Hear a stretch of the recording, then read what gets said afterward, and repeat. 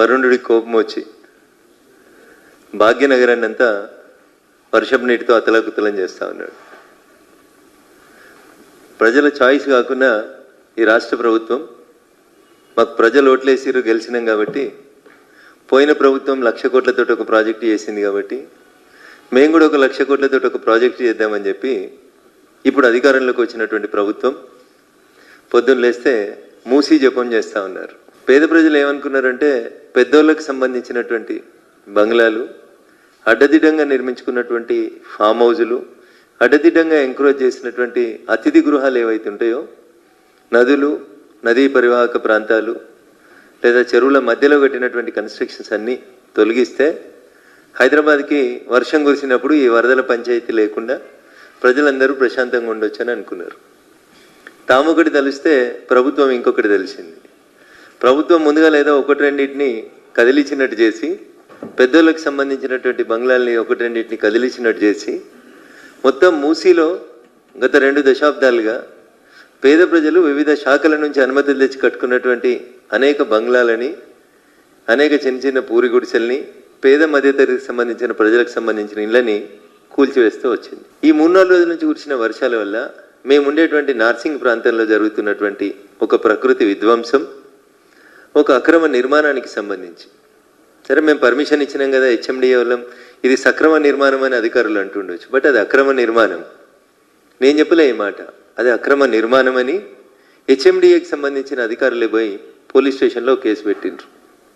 Police వాళ్ళు case కూడా నమోదు చేశారు. Crime number 1006/2023. Narsing police station Rajendra Nagar DCP గారి పరిధిలో ఉంటుంది. ఏంది పంచాయతీ అంటే, ఆదిత్య వింటేజ్ అని ఓ కమర్షియల్ బంగ్లాని తీసుకొచ్చి మూసీ నది పరివాహక ప్రాంతంలో కడుతున్నారు.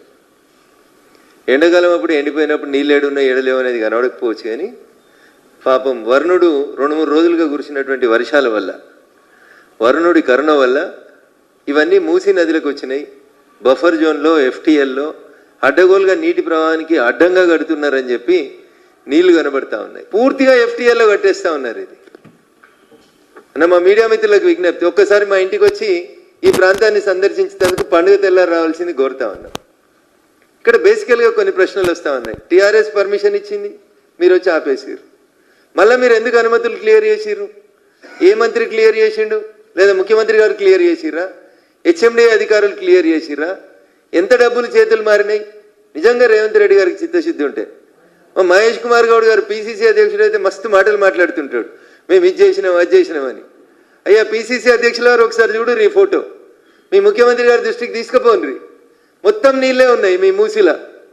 ఒక 12 గేట్లు 4 ఫీట్లు ఎత్తిరు అంతే. ఇవి 12 గేట్లు 4 ఫీట్లు ఎత్తెత్తితే ఇగో ఇన్ని నీళ్ళు ఇట్లా నిండిపోయినాయి బిల్డింగ్ చుట్టూ. రేపు ఈ బిల్డింగ్ కట్టి వాడు అమ్ముకొని పోతాడు బిల్డరు. కొనుక్కున్న వాళ్ళకి 5 ఫ్లోర్ల దాకా నీళ్ళు వస్తాయి దీంట్లోకి. 1 కాదు 2 కాదు, కళ్ళతో చూస్తే తెలుస్తాయి.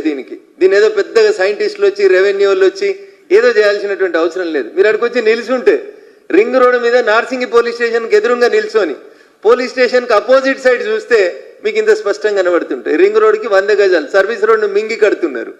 ఎట్లిస్తారు అనుమతులు? ఎట్లిచ్చింది హెచ్ఎండిఏ? పేదోడికి అనుమతులు ఉంటే, బ్యాంకు లోన్ ఉంటే కూలగొడుతురు కదా అయ్యా రేవంత్ రెడ్డి గారు. దీంట్లో మీ మంత్రుల పాత్ర లేదంటారా? ఎవరి ప్రమేయం లేకుండానే బంగ్లా నిర్మాణం జరుగుతుందా? షేర్ చేయండి, లైక్ చేయండి, సబ్స్క్రైబ్ చేయండి. మరిన్ని వీడియోల కోసం బెల్ సింబల్ పై క్లిక్ చేయండి.